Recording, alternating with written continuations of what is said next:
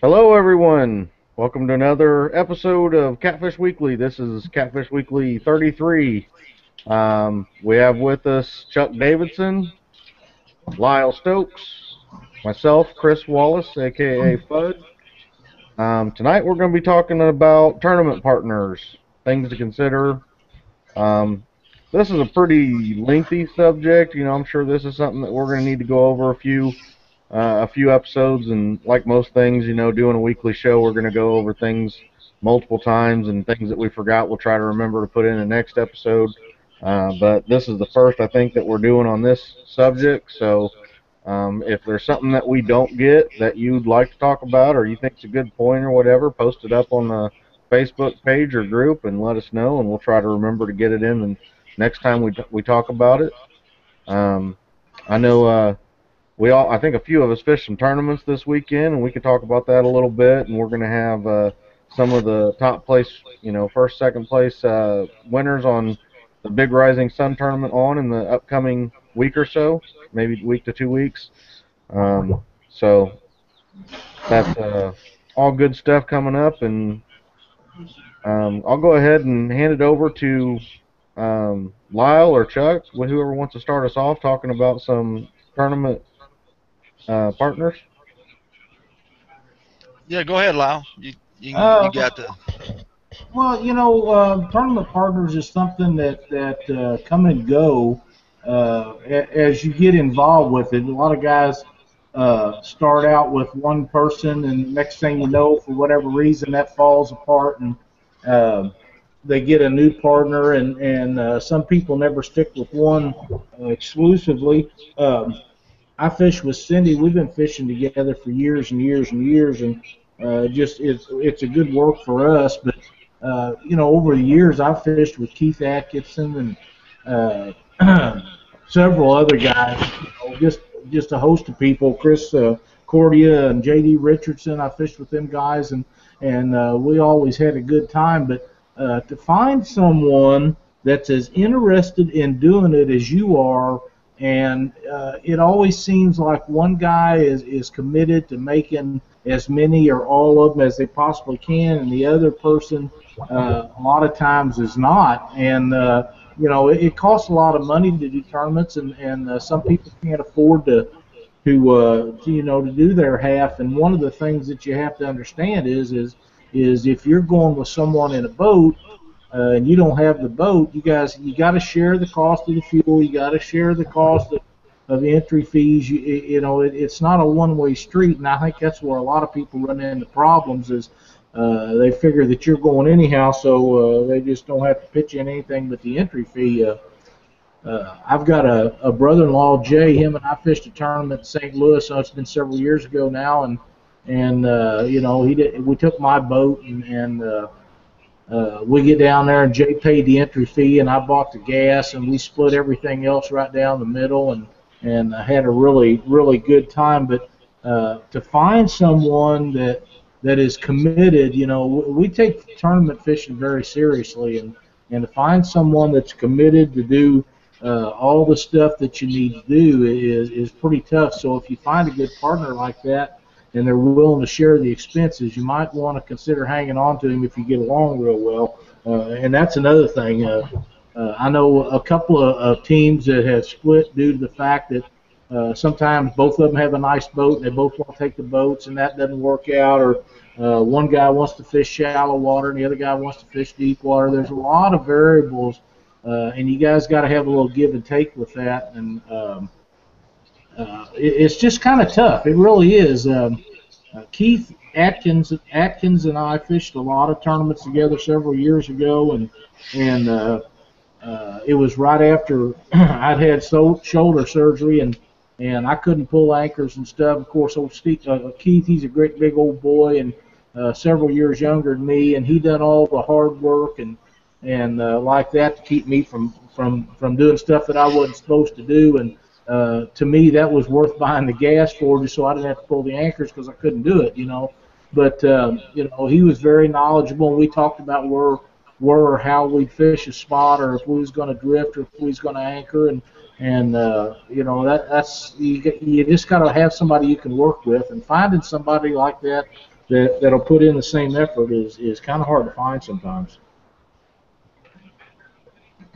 I agree.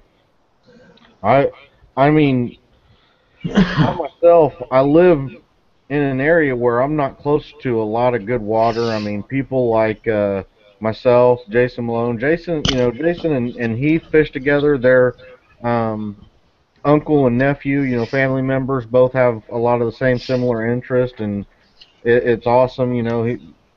They they have that. There's around me though. I mean, there's one of the things I have to look at is that I have 3 hours drive just about to any tournament I go to, and that's in a regular trail for the Indiana Catfish Association. It's all almost 2 to 3 hours.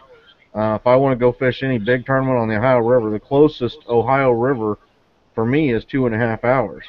Um, so it really does become a challenge to find somebody that in this stretch, in this area where I'm at, somebody that could help me with gas, driving to the tournaments. And then when you don't have that, you run across, um, if you're meeting somebody there, like well, that's what I'm doing this year. My partner now lives down south. A lot of the tournaments for him are not nearly as far as they are for me. So I mean, is it equal? No, but he's a really good guy. He's told me he understands um, how using my boat, basically it's not going to be a 50-50 split. He'll give me more than the 50% if we win or anything like that. Not a lot of people are like that. It's a real nice thing to see, especially when a lot of guys don't really understand the entire cost of what it takes to go do a tournament. I mean, there's boat insurance. There's when you blow a tire out, or when you mess your trailer up, or anything goes wrong with your boat. A partner doesn't pay for that stuff. You do. That's right. And that's all very expensive. Most guys know the whole um, boat synonym or whatever stands for bust out another 1,000. That's the most true thing I've ever heard before I bought a boat, and I learned it, after getting one. Just about everything is expensive with the boat, so. Well, a guy told me several years ago, when uh, a lot of years ago, he said that a boat is basically a hole in the water that you pour money into, and there's some truth to that if you think about it. Yeah. And I know Brown Catfishing says he fixed that issue. He fishes with his wife. Yeah, I actually, that's the other, sad part about that is again, that's for if you fish as many tournaments as I do, it's rough to pay for and that's kind of what I've done a lot of years. It's expensive to do all that stuff with your wife or yourself because you're covering the entire cost of gas, the entire entry, and I guess you got to win.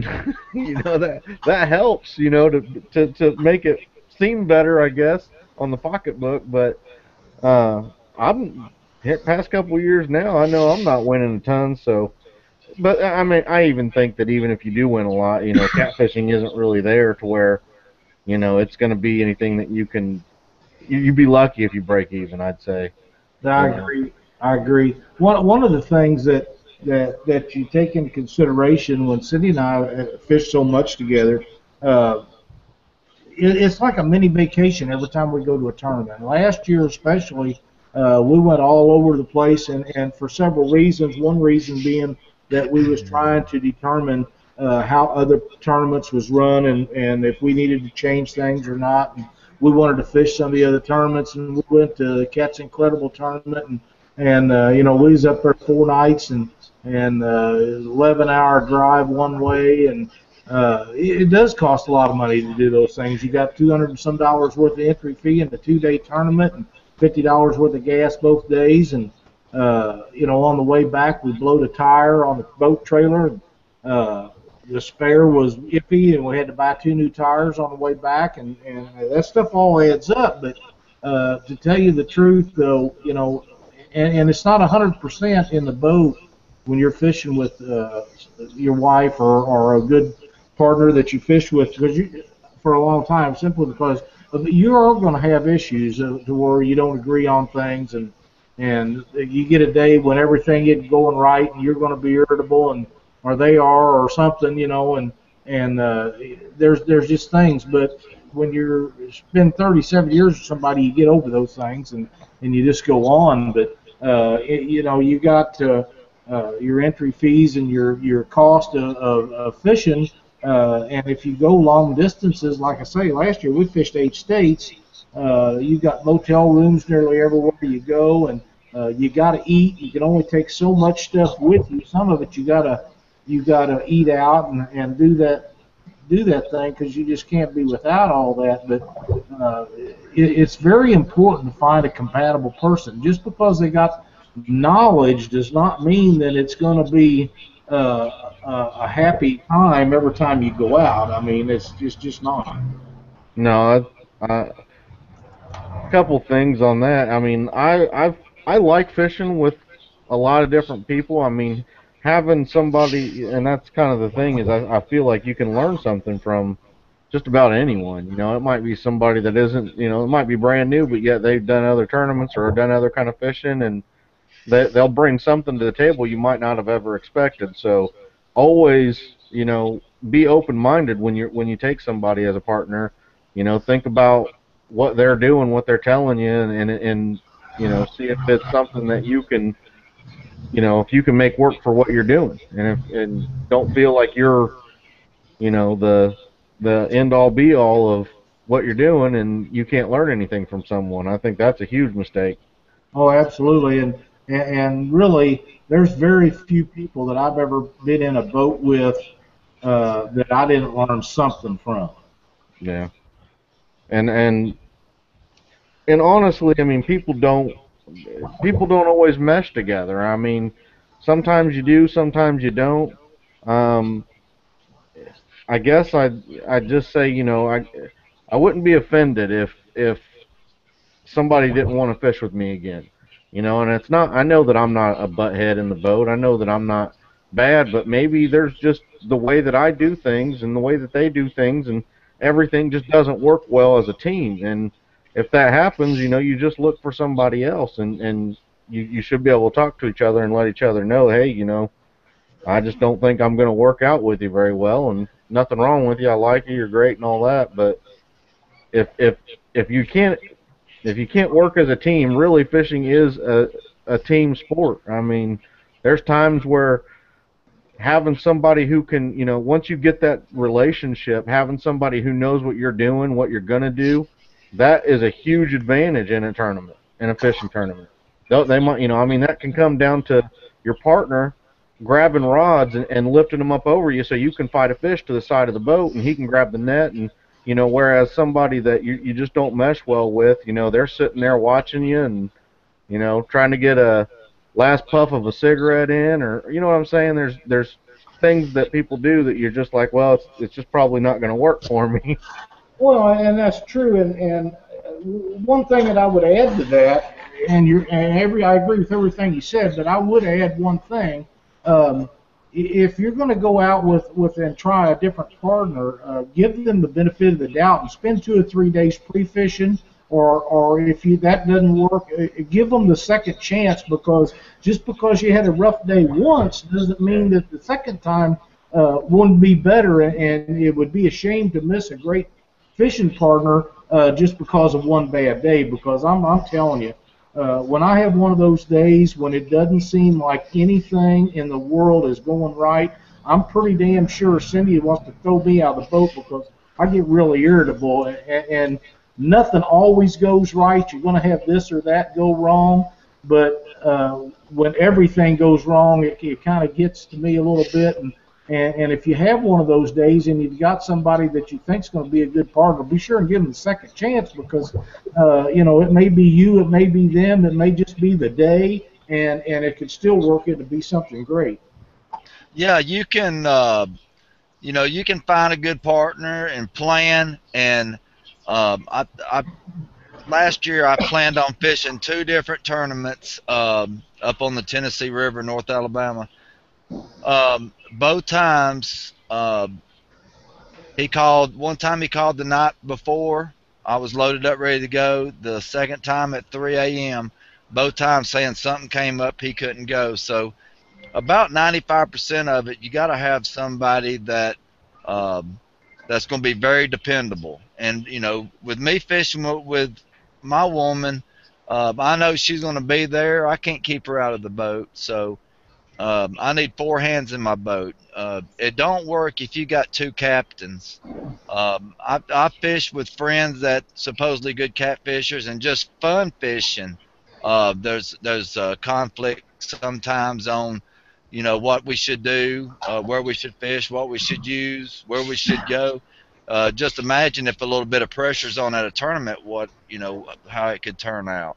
Well, Um, here's another point, Chuck. Well, when you and Leanne go, you know what equipment you're going to take. You know everything that you need. And Cindy and I are the same way. When we crawl in that boat, we know where the net's at. We know she's got certain rods she wants to use. I got certain rods I want to use, and that's the difference when you get a partner that you're not really familiar with. I recommend letting them take what they want and don't just say, well, I've got everything you need, because just because you like it or it works for you does not mean it's going to work for them. Yeah, but also they got to make sure that they have gear that is not a conflict with any kind of sponsorship or people that support you on your boat. You don't want a competitor's gear on your boat also. So if they don't understand that, that right there's a conflict in itself. Yeah, We have we have me and Leanne, everything comes out of one household. We've only fished four tournaments, two first place, two seconds. They hadn't been huge, but we're improving. But we can't hit the big tournaments because we don't have anybody to split expenses with us. So we talked about it, and what we're going to do is me and Leanne's going to fish together on all the Alabama Catfish Trail tournaments, $80, $100 entry fees. And I'm going to be partnering up with Daniel Parsons. Me and him's going to be hitting all the national events that come close, the pro shops, the Cabela's and stuff that comes within certain areas next year.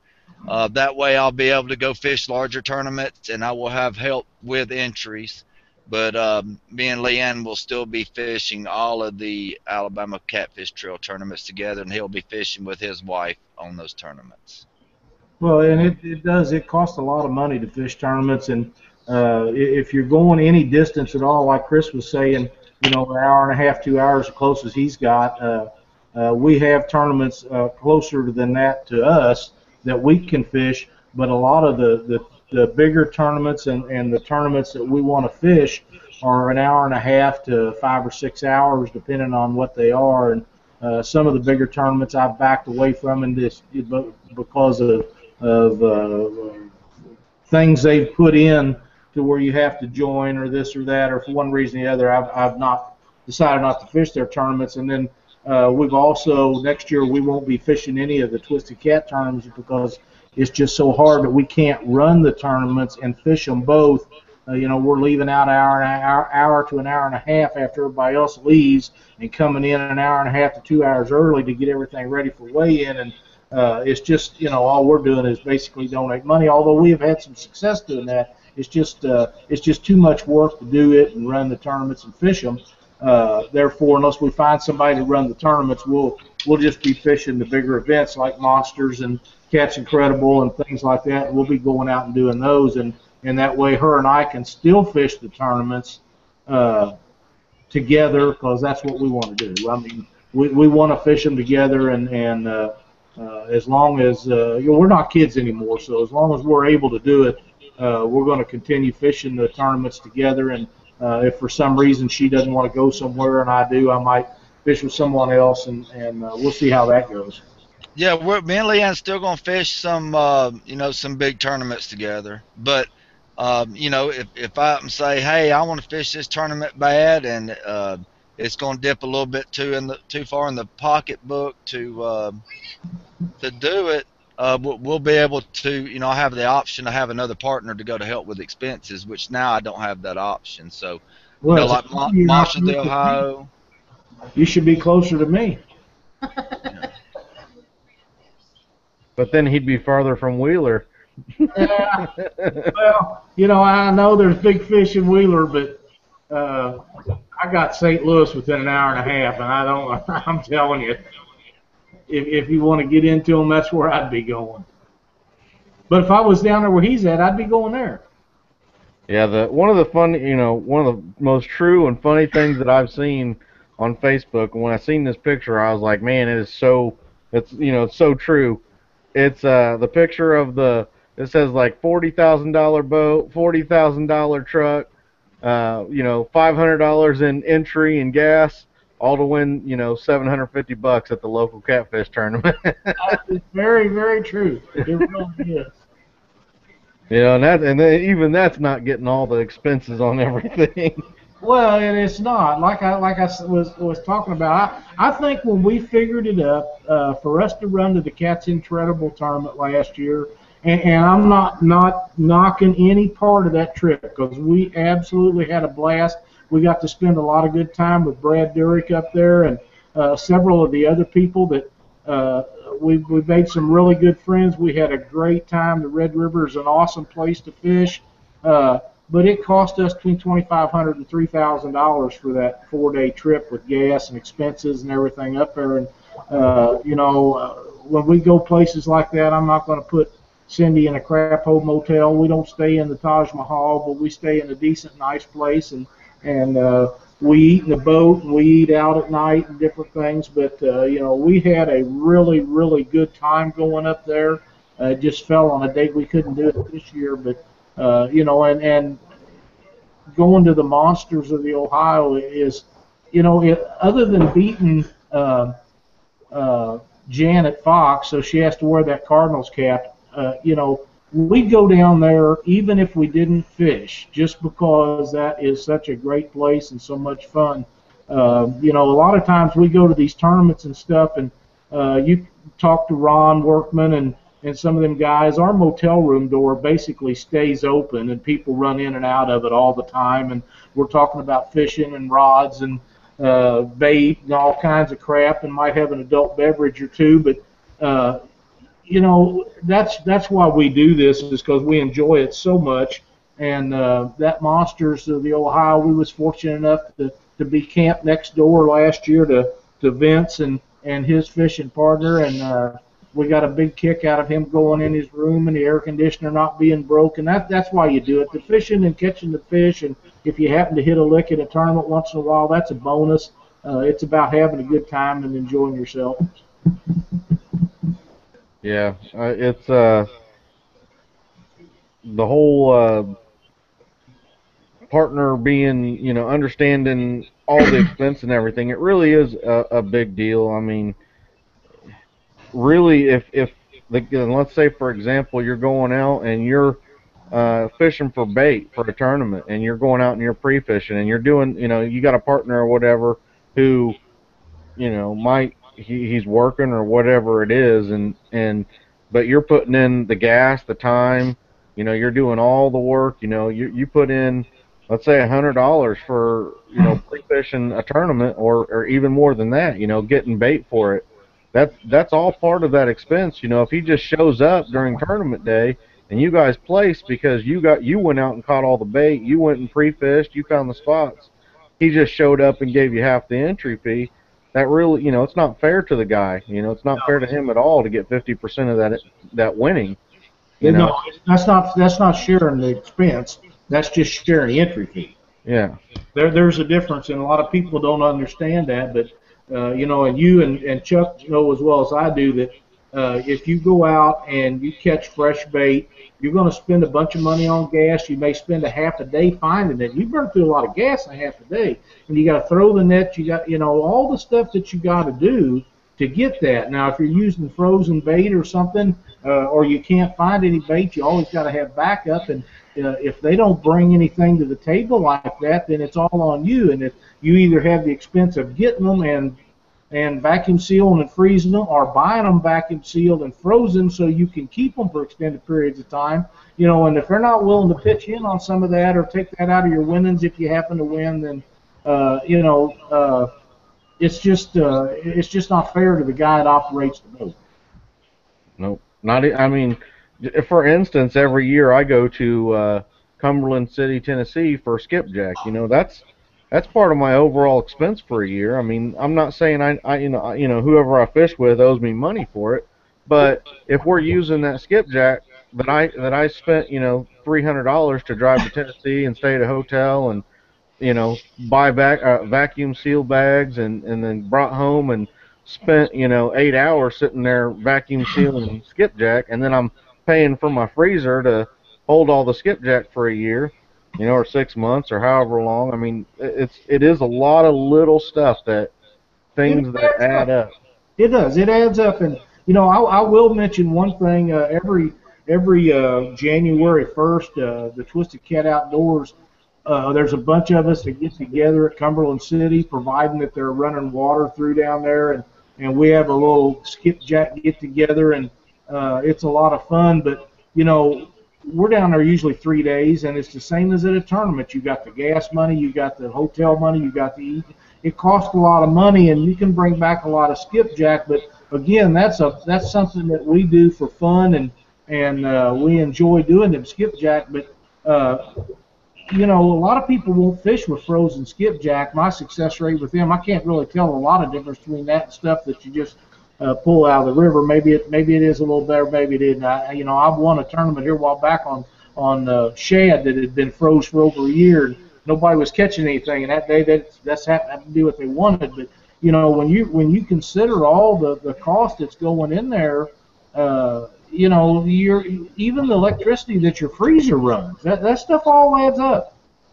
Yeah, I mean, I'm I know that it's I've got a good partner right now. I mean, I don't know it's someone that's gonna I think he's not gonna do the same thing that we did this year. I'm pretty sure he said that. So I mean, something that a lot of that it's tough. It's like I said, it's tough to find somebody that is close that would work. It's tough to even find somebody that's far away and has they want to fish exactly the same things that you're wanting to fish. Um, and if you can find that, like you were saying, you do have to work together and figure out, if you can find one, keep a hold of them. Don't just immediately, if something didn't work out, toss his butt, but explain everything to them. If you let them know what's going on and they're all on the same page, and you feel like you can work out any issues you're going to have, it's something that don't think that a partner comes a dime a dozen, because they ain't. A good partner is not easy to find, and it's really not easy to find. It's not, and uh, John Nordyke and I fished a tournament in St. Louis earlier this year, and we happened to be fortunate enough to win that tournament. And uh, I went down one day that week looking for bait, and we both had bait. And then him and I went down the day before the tournament and done some more pre-fishing. And both days we found places that we decided what we was going to do. John and I had known each other since we was kids, and we made an intelligent decision on where to fish and how we was going to approach it. And we set up and caught a couple of fish. And he said, "You choose the next spot." Well, I moved over 50 yards, and immediately we was into fish again. We done it that way all day. And that's the kind of things that you got to do to have a good partner. Now, John has the best of everything. He's got a really new boat. He's got good equipment to fish with, and whatever he needs, he seems to be able to purchase. And for the most part, I try to do the same thing. If I'm finding something in need, we have the same equipment as far as electronics in our boat, so we both can get in the other's boat and run those things and make it work. And John is a great fishing partner, and if I wasn't fishing with Cindy all the time, he's the kind of guy that I look for in a fishing partner. He does really good. Like I say, he's got good equipment. He keeps good stuff. When he goes and gets his bait, he takes care of it the way that I like mine taken care of. So we know that if I pick up something in his boat, it's like picking it up in mine. It's amazing. That him and I can do so many things alike, and that's the kind of person that if I'm looking for a fishing partner that I'm interested in trying to find. Jason Mathena is another one. I went with Cindy and I went with him a week or two ago on a little excursion, and we didn't get into a lot of fish, but I could fish with Jason. He has things set up real nice in his boat. Brent Riddle would be another one. I'd love to go to a tournament sometime with Brent. Uh, Everything has got a place. He knows where it's going to be. He knows what it needs to be. He knows what he's got to do, and he'd be a really good guy to fish a tournament with. Yeah. Some people might have seen, like my partner accidentally scheduled two different tournaments on the same day as Monsters. He scheduled Monsters with me and I believe it's like a classic or a final points tournament for another trail that he was fishing. And I posted up on Facebook that I was looking for somebody to fish it with. I believe I'm fishing it with Alex Nagy. I believe that's how he says his name, his last name, Nagy or Nagy. Alex, yeah. Yeah. Well, I think I'm gonna fish with him. I talked to him a bit. We talked a little Great bit. job. Alex has done really well in some tournaments this year. He's got a good equipment. He works really hard at doing the right things. Very successful and just a really good guy. Yeah. So I'm looking forward to fishing with him. Like I like fishing with new people. For good or bad, you like Lyle said, just about anybody you go fishing with, you can learn something from. So I enjoy it. I really do. Plus, it's just meeting another person. I enjoy meeting people, talking to them, seeing how they do things, all that kind of stuff. Um, I'm looking forward to fishing that Monsters on the Ohio with him, and he's we've already talked a little bit about how he fishes right now and how I fish, and we haven't set anything up on a game plan or anything, but I don't think it'd be a problem. I'm normally pretty easy. If somebody wants to do something, we can try that, and then if that doesn't seem to be working, we can try something else that I want to do or whatever. So that's one thing, is to be open if it's your boat or not your boat. What doesn't really matter. Just give the respect to the other guy you're fishing with too. If he wants to do something, try it. Even though you don't think it's going to work, maybe it does, maybe it doesn't. You know, you talking about that. We was out one time. I was fishing, actually catching bait with another guy. Him and I was going to go to the same tournament. We wasn't fishing together, but we went and got bait together. And he had been to a tournament, and he went there 3 days before and hired a guide to take him out 3 days before a tournament. So because he wasn't familiar with the water, and I personally can't do that. I just can't do it. That the cost of doing that would prohibit me from doing it. He ended up getting second or third in a big tournament doing that, however. But there's some things that some people are able to do that the rest of us cannot do, and that's something to take in consideration with your fishing partner also. He may or may not be able to do some of the stuff you do, or you may or may not be able to do some of the things he wants to do, and you always need to bear that in mind. Yeah. I know me personally. I have a lot to learn in tournament catfishing. I mean, I'd say that I've learned a lot in the 4 years that I've been doing it now. But I'm I think that one of the best things that I do is my basically my blog, which I haven't updated here lately, so it's a bad timing to mention it right now. But one of the best things that I do when I'm doing it correctly is basically run my blog as almost a personal diary for the tournaments that I fish, and using that um, to help myself remember the lesson I learned at every tournament. And just about every tournament, I do learn something. I learn that if the weather's doing this, I should do this, or if I did this wrong and I know I did this wrong, try not to do that again, because you're like people say, your failures are what you learn from, and if you can't remember how you failed or what you learned from a certain place, then it's going to take you longer to figure out what you're doing wrong. So keeping a blog or a log of your trips and everything is very helpful. Well, that was the point. The next thing I was going to say. Do you guys actually keep a up-to-date log every time you go out? My Bud Goes Catfishing is supposed to be that, but I think I'm like 6 tournaments behind right now. but normally, you know, day in and day out, if you got a book or something that you write all your notes down from every trip. It's mine's normally my blog. Just lately this year I've been so busy and everything that I haven't been doing it as well as I should have. What I'll do is I'll go back to it and then I'll post on the tournament date and then I'll try to recall what I learned like when I actually get to doing it for catching it up to now. That's what I'll do is I'll have to just try to recall. But normally I'll do it right away so that way it's fresh in my mind and I can remember what I learned and what I didn't learn. But What that's about what I do. you? Do you keep a log?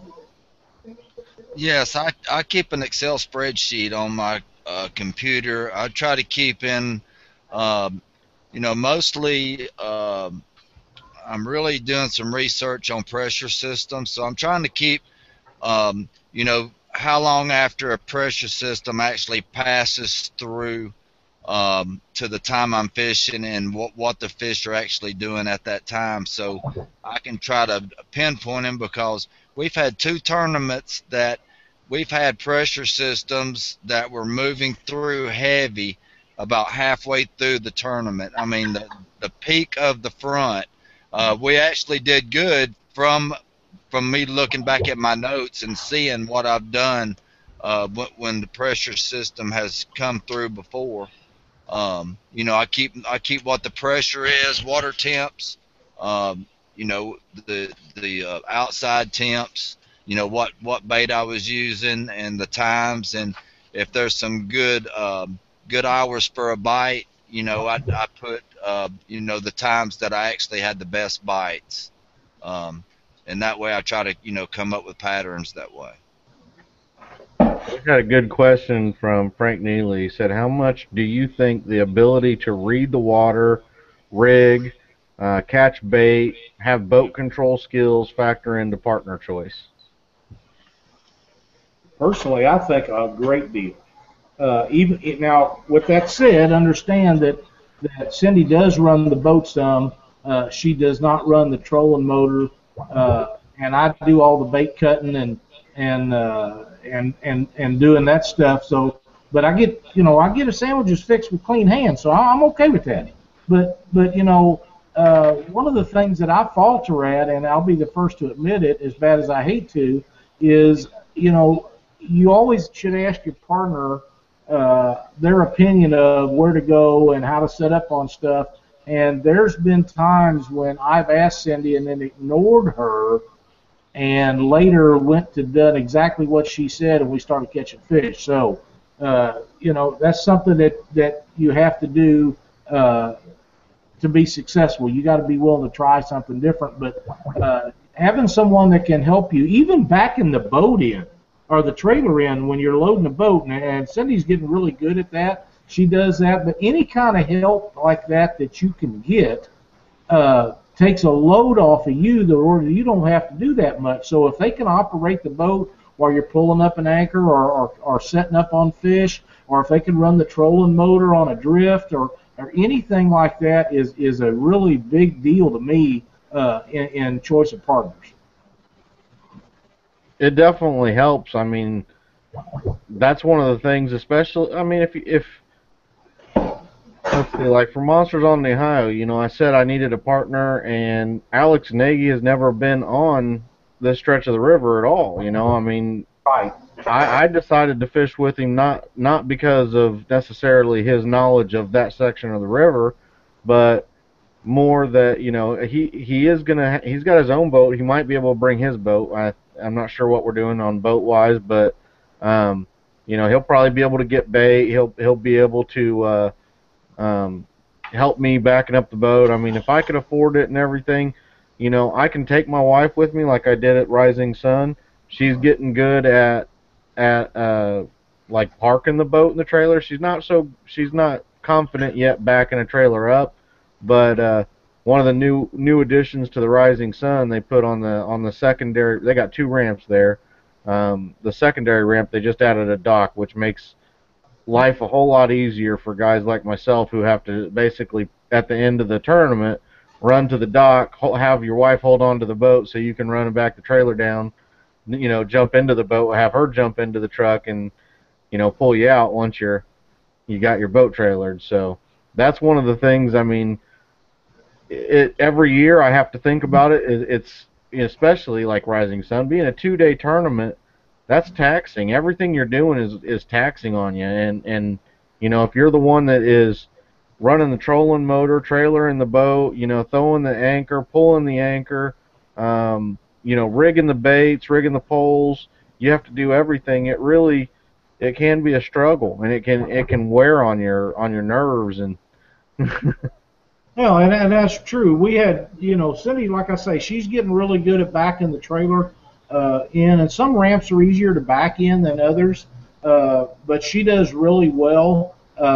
We was at the Monsters last year, and the traffic at that boat ramp is horrendous. And we all know that. You get that many people fishing together in everybody trying to take their boats in and out at the same time. She pulled the trailer out and parked it. Of course, they got guys that's guiding you. It's very well run.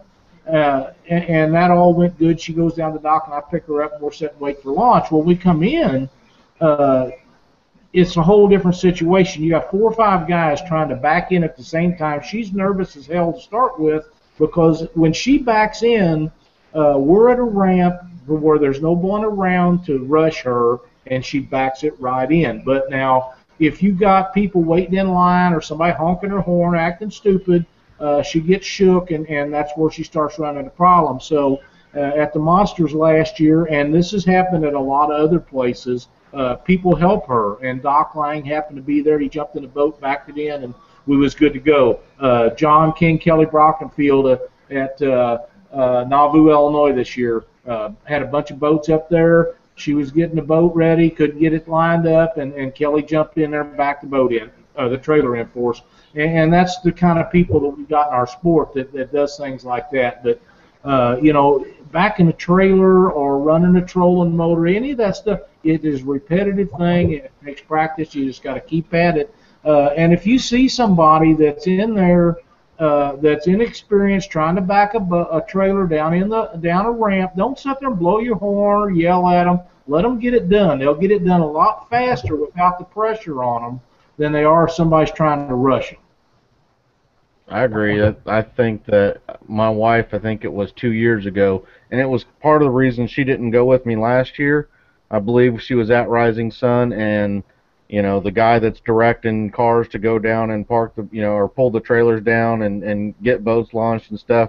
He yelled at her and was telling her to hurry, and she got really nerve wracked, and she just got flustered and didn't like it at all. I think she ended up hitting somebody else's trailer, and the next thing you know, they won't want to do it anymore. Yeah, she definitely, and I was like, well, I don't want to push her on anything, so I don't think she went with me the following year. This was the first year I got her to go back with me. And most places it's good, that doesn't happen. And I know that, Rising Sun has a lot of boats, but the guy definitely shouldn't have been yelling at her, especially when he seen it was a woman. Well, I've seen women that can back trailers as well as men do, but for the most part, they just don't have to do it. And that's why they don't have the experience, is because they don't have to. Somebody's doing it for them, and they're good with that. But most of them, with a little bit of practice, can back in just as good as most men can. In fact, I know some women that can back in better than a lot of men can. Yeah. So especially if you're in a crowded parking lot, there's some guys that I know that I don't want them backing around me with a trailer. They just can't get it done. And it has nothing to do with a male-female thing. It's lack of experience. Yeah. Before we keep going on here, I want a couple things to say. I got to give a shout out to some of the people that have been posting. I've been doing about 5 every show. I'm gonna do 5 again. And this is basically going from, I'm backdating it. So if you posted recently, I'm not gonna be able to get to you right away, but I'll get to you soon enough. I think Parlier David, Daniel Gonzalez, Nick Goodall, Adam Todd, and Chris Workman. They've all posted on Catfish Weekly on the Facebook page or Facebook group. So thank you very much for posting on the group and page. We really appreciate it. Keep doing it. While I was at the Rising Sun tournament this weekend. I had a few guys come up and say hello, like I asked um, on the group. I believe I said if you see me, come up and say hello. I believe Brian Johnson was one, and his son. They came up, talked to me, and told me first thing he said to me, I think, was stay out of my spot, and I got a little kick out of that. That was pretty funny. So, also, um, well, what was his name? You're telling a story. Yeah, I know. Seth McAllister. Seth McAllister came up, said hello. So I really enjoyed meeting you guys. Hopefully, I see you again at some more tournaments and stuff, and you come up, talk to me, say hello again. Um, Hopefully, you did all right in the tournament. I know it was tough fishing out there, but get on the website, on the Facebook group or whatever, and let us know how you did and what you enjoyed about the tournament and all that kind of stuff. Everybody would love to read about it, and maybe I can talk about it on one of the future shows we got going on. But I don't think we're going to have any sort of giveaway this month. I know we missed last week for the holiday. I think we're going to take this month off for giveaways and probably do something next month, get something lined up for everybody to do a giveaway. But I think that's all I had for that kind of stuff right there. I know that we're going to try to get Casey Tudorow and John Lemaster. They got second place at Monsters on the Ohio. We're going to try to get them on next Monday. Last year, you mean? What's they got that? Second Monsters last year? No, not Monsters. Rising Sun this year. Okay. Rising Sun. They got second at Monsters. Casey's probably in the top 3 catfishermen in Indiana, and one of the best around the country, I'd say. I mean, him and his partner John Lemaster are very good fishermen. So it'll be an interesting show to hear what they have to say.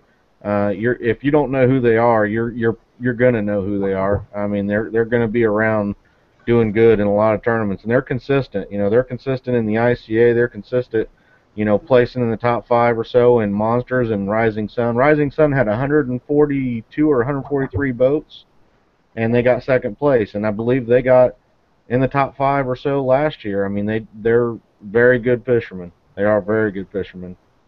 So. Well, and I had the chance of meeting them guys last year down at the Monster, Ohio, and what makes a team like that stand out above the rest, and it just goes to show, you're talking about Casey and John, and it doesn't matter if it would be the Massagill brothers. Those are genuine good people. They walk up to you and they talk to you like they've known you their whole life, and they treat you with respect, and that's all they ask in return. And those are the kind of people that makes our sport so great. Yeah, and they're young. And Johnny and Casey Tudorow, Johnny Lemaster, Casey Tudorow, I believe they're in their early or mid-20s, so they're still young. I mean, you're gonna see them for a long time to come. And I talked to him a little bit. I'm hoping that I can get out and fish with him a little bit and learn some things from him. I'd love to, and I know we've made plans to and all that. But yeah, they're going to be on the show next week. I believe the guy who won it and maybe his partner. Let's see, I'll tell you their names.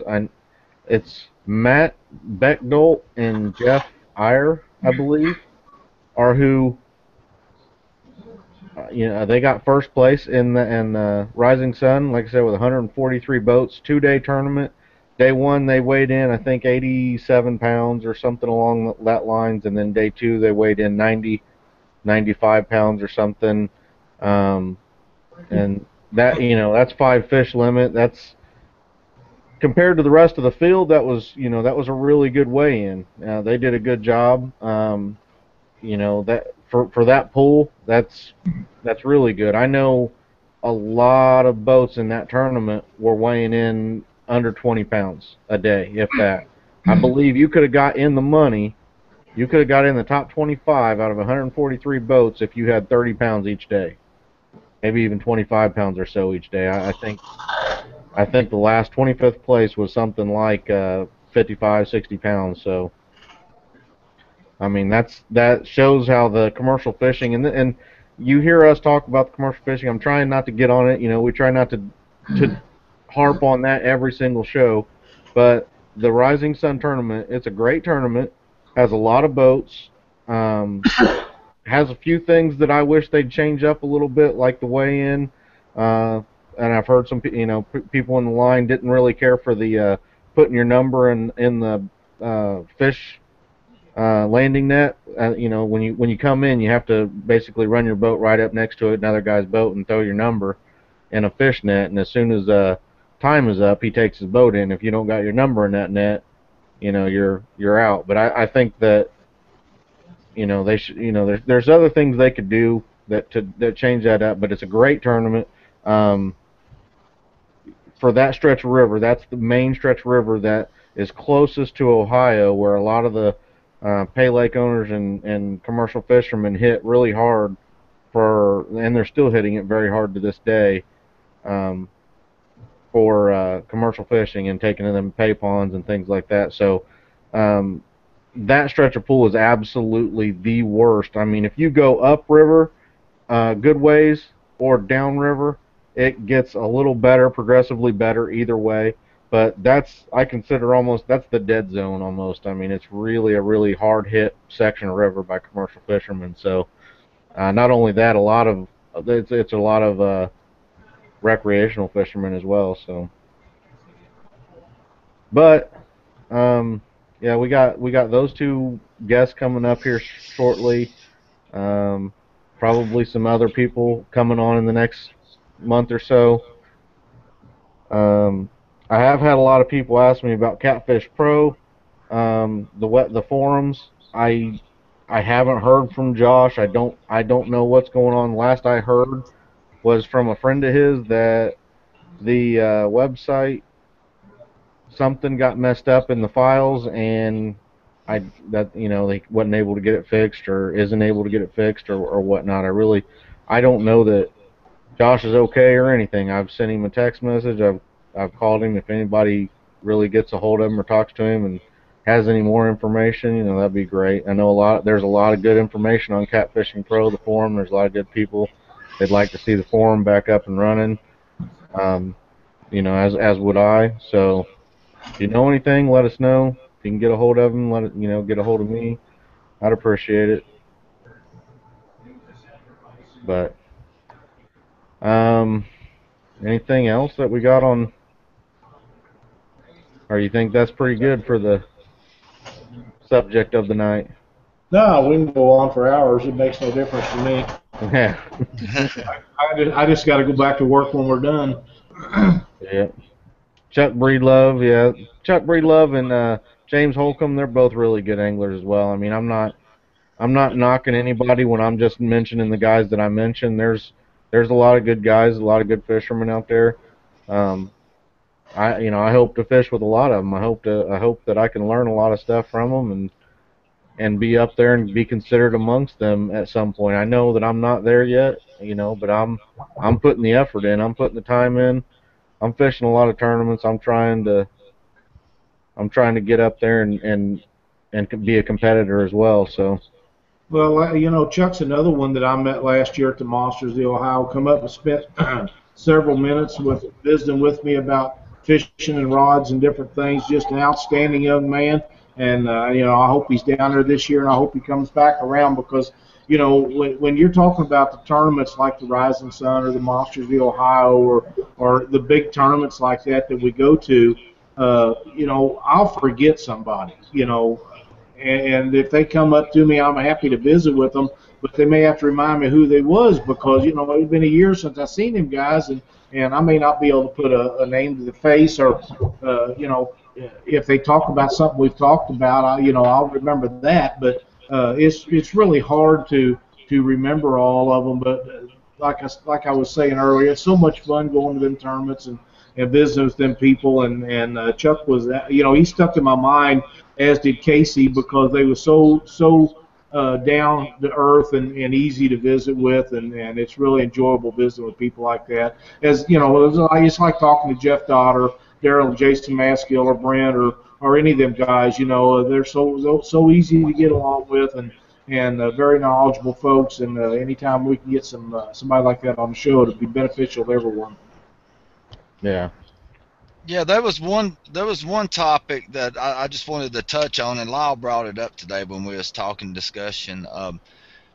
Pick how to pick what tournament to fish at what time, especially when you have multiple ones on in the same weekend. That is some very hard decisions right there.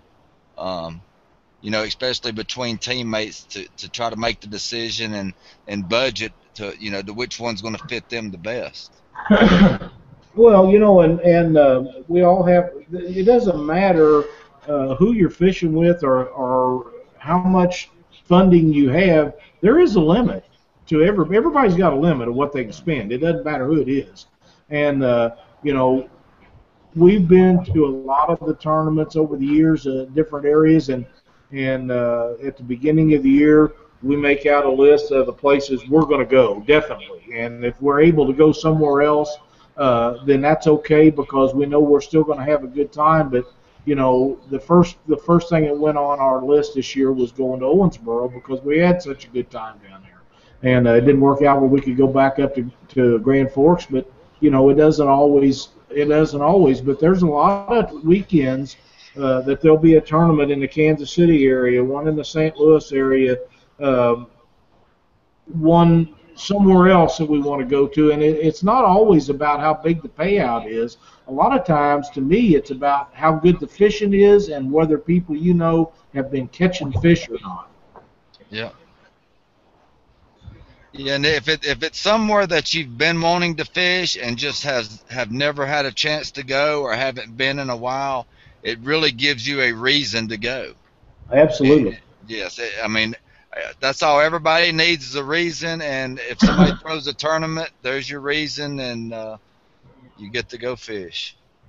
Yeah. Also, I mean, when, for example, again, when I talked with Alex a little bit about fishing with him, you know, I asked him who his sponsors were. You do have to keep in mind, um, sometimes you can fish with competitive sponsor, things. You might want to let your sponsor know that you're planning on doing it. Make sure they don't have a huge problem with it. But you do want to respect your sponsors. If they're helping you out in any way, you want to make sure that if you're planning on doing something else with some competitive product, that they know about it, or you and the person you're going to be partnered with can figure something out to where you're both happy. Like I talked to Alex. He has monster rod holders on his boat. I fish with plenty of people with monster rod holders on their boat. I'm sponsored by Driftmaster. When I fish a tournament, I'd like to have my Driftmasters on my boat or be fishing with somebody with Driftmasters because I'm sponsored by them. I want to make them look good, and I want to be supportive of them. So um, I talked with him a little bit. He's not sponsored by Monster, just has them on his boat. He said, we can take them off and throw the Driftmasters on. I don't care. He's real open with that. Um, Another thing I was gonna mention, real quick too, was that I forgot about was that if you're a partner of somebody, that your partner is the one bringing the boat and he might be doing a lot of the pre-fishing or whatever. Um, just doing something as small as going out and a few nights a week and catching bluegill or catching some bait, that would help out. Um, that's something that you can do that helps offset a little bit of cost for him. Uh, Gives you some more options for bait if you can go do something that he's not going to be able to get done. Just think about something like that, and or if you're planning on buying bait, you go buy it. Um, Pretty much, the bait thing is a lot of partners I've seen where part of the deal is you pay half the entry fee and you bring bait, and I've even heard about a lot of partners that oh yeah, I'm gonna get bait, and come tournament day, oh, I couldn't get no bait, and they waited till the day before to try to get some, and that's not helping your partner. That's kind of screwing your partner over. You got to think about, if you say you're going to be bringing the bait as a partner, and that's what part of your job really, then don't wait till the last minute and then just say go spend 20 minutes trying to catch some and say you can't catch any. So Yeah, Well, and never take nobody's word that they're going to bring you bait to the tournament because anything could happen, and them not be able to show up, and then you're going to be there launching and have to spend most of your morning throwing a net or trying to catch bluegills or whatever instead of fishing, because I've heard that happen quite a few times. People getting to the tournament and the people who were supposed to have had their bait, something happens where they didn't get it.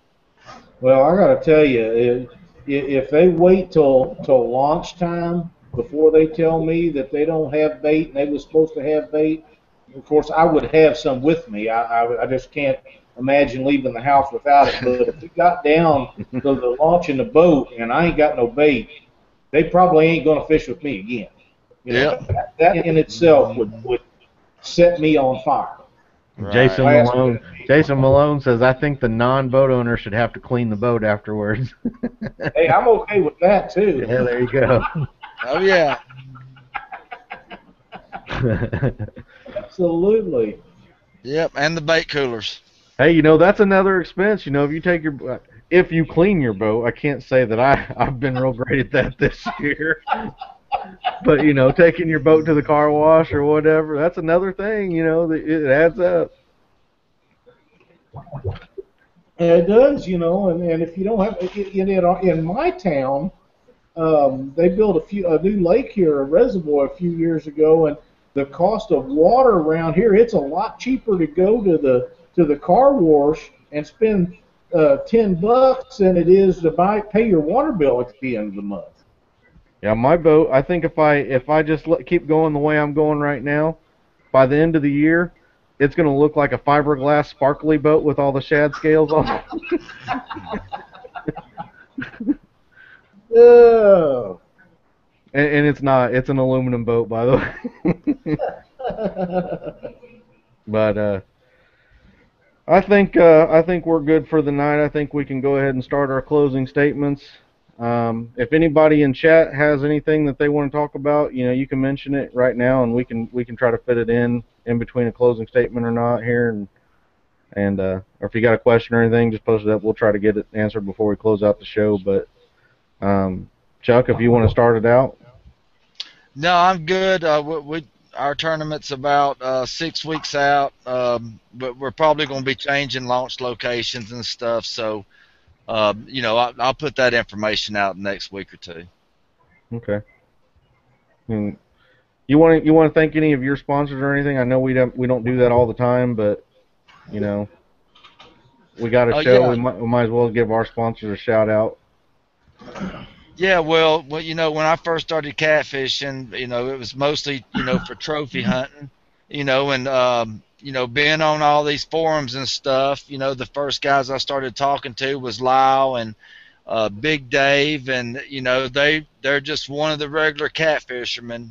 No better than anybody else.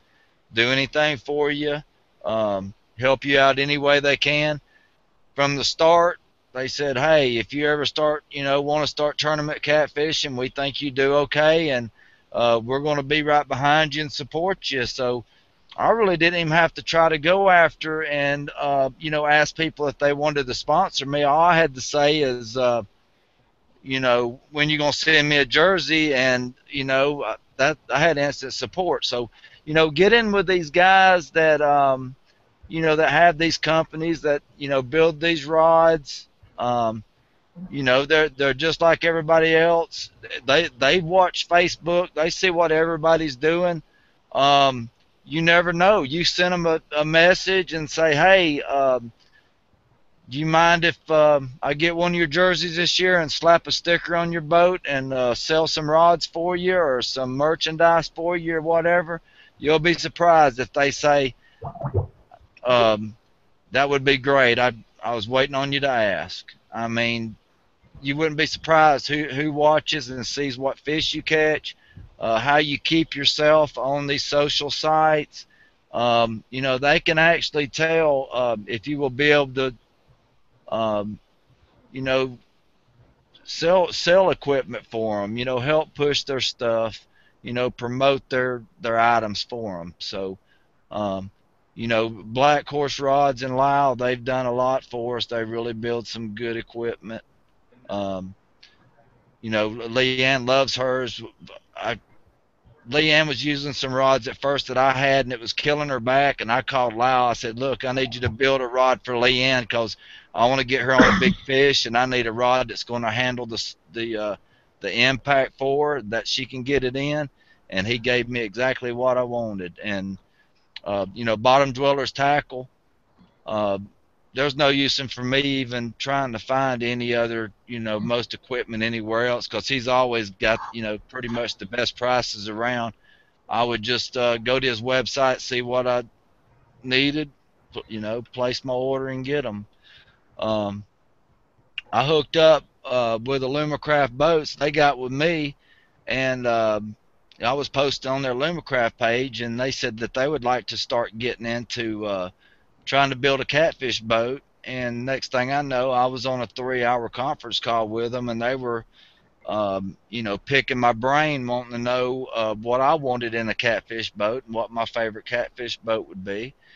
And they told me that I would have a chance to support one of their boats when they would finally get around to getting one. They've been really busy, but they asked me, since I already owned a Lumacraft, would I mind wearing their jersey if they sent me a jersey, and I told them I'd have to have my other guys on there with it.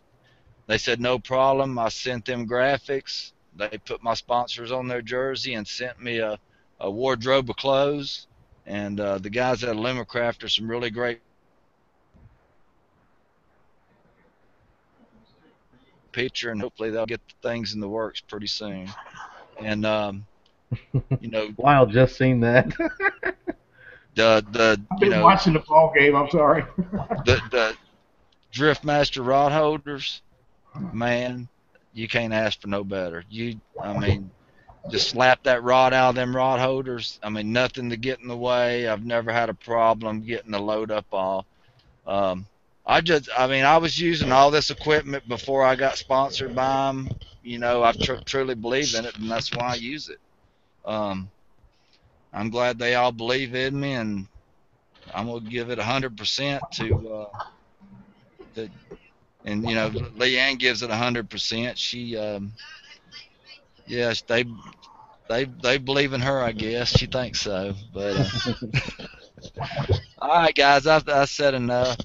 All right. Lyle? Well, I got a shout out to Driftmaster rod holders. I mean, I've used everything in the world, tried everything in the world, and it's not that some of the other companies don't make a good product. The way I fish and what we do, there's nothing that compares to them. I just, like I say, I've got a stack of other rod holders out in the garage, and I use some of them for a long time, and different companies, not just 2 or 3 different companies actually, and for what I do, there's no comparison in quality, and like Chuck was saying, the way the rods come in and out. Cat River anchors, I don't care what anchor you're using, there's not a better anchor on the market. They're absolutely the best I ever used, and they support not only Cindy and I, they support Twisted Cat Outdoors and a lot of other tournaments. Really good product. Whiskerware Apparel. Can't thank Bob enough for everything he does for catfishing. Not just Cindy and I, but he helped us out on the Catfish Weekly show. He supports a lot of other people. He does a lot for Cat Outdoors and other tournaments, and a really genuine guy that's in catfishing for all the right reasons. That's the kind of stuff that the companies that we all look for and try to be a part with, and they're just really good people. And I wanted to remind everybody that the 20th of September, Quincy, Illinois will be the final tournament to qualify this year for Twisted Cat Outdoors. We'll be launching out of Southside Boat Club at 7 o'clock, so either get your entries in before then or be there early to sign up. Weigh-in will be at 3 o'clock. Entry fee is $100. It's a really good place to fish. You got 2 or 3 dams right there within boating distance, and there's always fish somewhere around up there. It's good fish at that time of the year, so should be plenty of bait come join us, and we'll get all the information up for the last tournament here before long. That's about it for me. All right. As for my sponsors, Minn Kota, Humminbird, Johnson Outdoors, Lake Master, um, all them. I just recently got on with them this year. I really appreciate everything that they're doing for me, and hopefully I'm doing a lot for them. Hopefully helping them out quite a bit. They have a lot of great products. I mean, everybody out there is almost using the iPilot, so that lets you know they're doing something right. With their products and everything. Hopefully we'll have one of the um, staff for Johnson Outdoors on the show here shortly. I got it confirmed with him that he'd do it. It's just nailing down a date. They're pretty busy, so um, besides that, Lyle, Black Horse Custom Rods, best rod out there. Custom or factory production rod. There ain't no factory production rod that even compares to them. I mean, you put one of those in your hand, you fish with it, you'll never want to use another rod again. That's all I could say. Unless you're like me, unless you like to just throw them in the river, but just don't do that. Don't do that though. But besides that, I got a Driftmaster as well, Bottom Dwellers tackle. Yeah, my shoe sponsor Jason Malone sent me the shoes. Thank you, Jason. um, Delaware Propeller, also very good. One of the only places around here that will actually refurbish a propeller for you. Normally about half the cost as buying a new propeller. So Delaware Propeller in Muncie, Indiana. Look them up if you need a propeller fixed. You can mail it to them. They'll mail it back. Um, it's a really good business as well. And like they said, Bottom Dwellers and Driftmaster, that's our preference. That's what we like to use. It's something that we used before we were sponsored by them, and that's what I'm gonna continue to use, I believe. So, I don't CF Pro and Midwest Trophy mounts, which is Josh, and I don't know for sure that Josh is still doing the Midwest Trophy mounts, but he's them blue replicas and Channel Cat replicas and stuff. There's not a lot of guys doing those that make them look good. He does. They look really nice. If you haven't seen one, go check it out. I think it's MidwestTrophies.com. So before we close out, I want to again tell everybody that we don't always talk about our sponsors on the show. We just did it tonight, and every once in a while we will. And even though that we're all sponsored by these companies, the show itself isn't sponsored by these companies. It's pretty much if you want to get an advertisement or do a giveaway or whatever, we're open to any company or product as long as it's not a scam or a ripoff or anything like that. If we feel it's a decent product that people are going to benefit from, we don't mind having you as a sponsor on the show to do a giveaway or something like that. But we're not dictating the show anyway. We're doing this on our own free will for what we enjoy doing and spreading the joy of catfishing and the knowledge and helping people get better at catching some fish and just having a good time. So we're really just doing this for the fun of it and the enjoyment of it ourselves. We really like interacting with everybody. We enjoy the way we've got the format of the show. We're constantly working to make it a better show.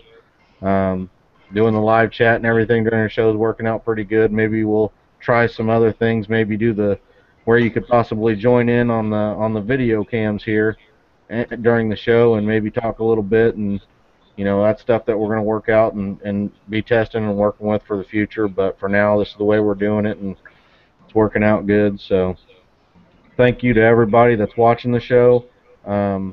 We really appreciate it. We really like it that you're watching the show, that you're appreciating what we're doing. We are, I think we're 33 episodes in now, so we're sticking with this. We didn't just come by and start it and not really stick with it and keep it going. I think we're going to have a long time ahead of us to keep it going. We feel like we're all working well together and we're having fun doing it. So in Monsters of the Ohio, we're going to try to do three consecutive days there. Probably Thursday night, Friday night, and after the tournament on Saturday, we're going to try to do a little show. So Yeah, we haven't decided if it's going to be live. This might be something that we record. We might do right. some short episodes like each day live, and then have some stuff recorded that where we put together a sort of Catfish Weekly show, long nice little show that we put together that's pre-recorded during the entire event and everything, and try to get a lot of the guys that were fishing in Monsters, people who did well and stuff, get some interviews with them. But yeah, we Another definitely go ahead. Another thing too, you guys that's going to be down there, there's going to be a lot of people down there. Don't shy away. We'd love to have all of you come up and say howdy. You don't have to stay there very long, but just let us know if you like the show or if you like fishing down there. And I know you're going to love being around Aaron. He's a great guy. Puts on a really good tournament. But the more people that we can put on there, it'll let us know that if it's something that you want us to do. And the idea behind that was that we can put this out there for the people that can't make that tournament, that they can still get an idea of either what they're missing or what's going on down there. Because I know I kept getting messages last year, people, what's going on? Who's catching fish? Or is there any bait? All kinds of stuff, and we'll try to address some of that stuff during these shows. Yeah, definitely. Yeah. There is going to be a lot of people, but don't hesitate to come up to us. So Um, stop by and talk to us. We're going to try to get Aaron on in the next couple of weeks if we can get him available so he can explain the new um, the new rules for the fish limits and everything since the new regulations are going to affect. We don't I know sent him exactly a what the message changes today. are.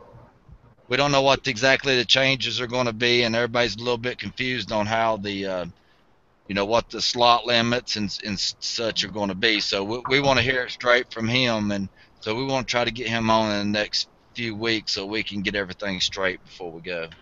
yeah. Yeah, I sent him a message today. I haven't heard back from him yet, but being a tournament director, I know how busy that can be, and I'm sure as soon as he gets a chance, he'll send me a message back.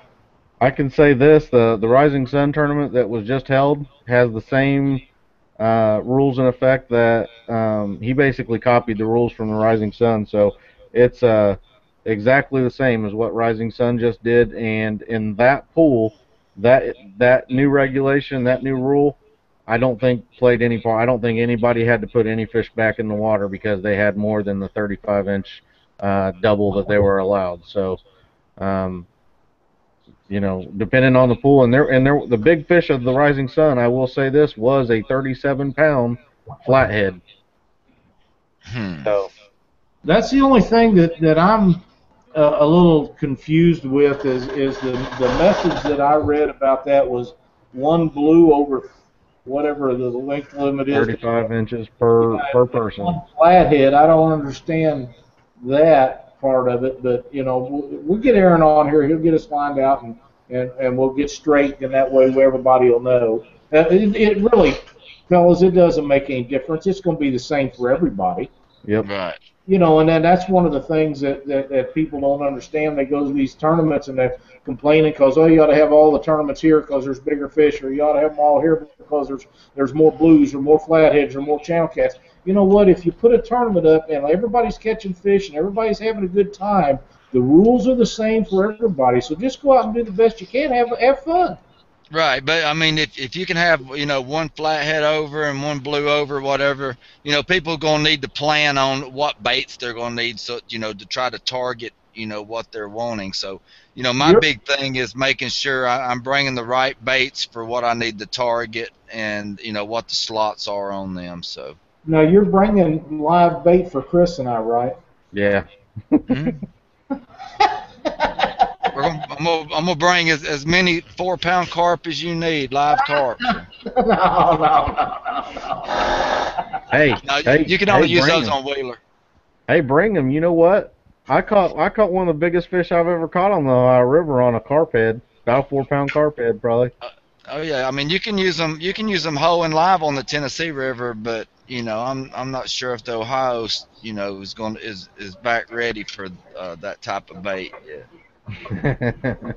That stretch, it might be. You never know, but we'll I've been see. seeing some good fish caught down there. I have too.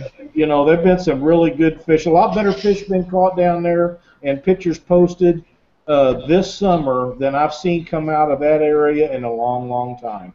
Yeah, because I'm gonna be fishing wherever you're fishing, Lyle. Because I'm launching right behind you, and I'm just gonna tie a rope to your boat, so I'll be right behind you all day. You might be disappointed. Ju- I'm going to be working it pretty hard. We're going down early and we're going to fish a couple of days, and my heart's set on Janet wearing that Cardinals hat. So I'm going to be putting some fish in the boat. yeah, but just don't hit us in the head with a don't hit us in the head with a sinker when you're slinging them out the back. Don't worry about that. All right, everybody. So we're gonna close this show out. We didn't have any questions that came in that were about the show or anything. Just so you know, advertising spot's still available on the website. I've told you a million times how much it is. Plus, it's right there for you to see. If you want one of them spots, get a hold of me. Let me know. We'll get you set up. If you don't have an advertising image or something, we'll get one set up for you. Um, Besides that, also the super fan package on the forum. I've told you about that, but you can go to catfishweekly.com/forum, or just go to catfishweekly.com and hit the little link that says forum. It's in yellow up in the link section. Go to that and then go to the news section. I believe it shows what you need to do to get set up with the Catfish Weekly Superfan package. Tells you what all you get. Has a ton of perks for joining. Discount on Black Horse rods. Extra entries into all of our giveaways. Discount on whiskerware apparel. Lots of different little things. So it's definitely worth it. It's only $10. Get signed up. Sign up your spouse. Sign up your kids. Get yourself set up for some extra chances on some drawings and stuff. So, one last update. I do know that we talked a few times about Brooke, Jason Malone's daughter, that was in the hospital and got back out and was doing good. I just want to let everybody know she's continuing to make leap and bound progress. She's back at home. She's walking and doing the rehabilitation thing, and she's making everybody proud at her house on how fast she's doing it and how determined she is. And so we continue to hope the best for her and get her back to the road to normalcy, I guess. So, That's great news. yep, it is very good. So thank you again, everybody, for watching. And until next time, stay out of my spot.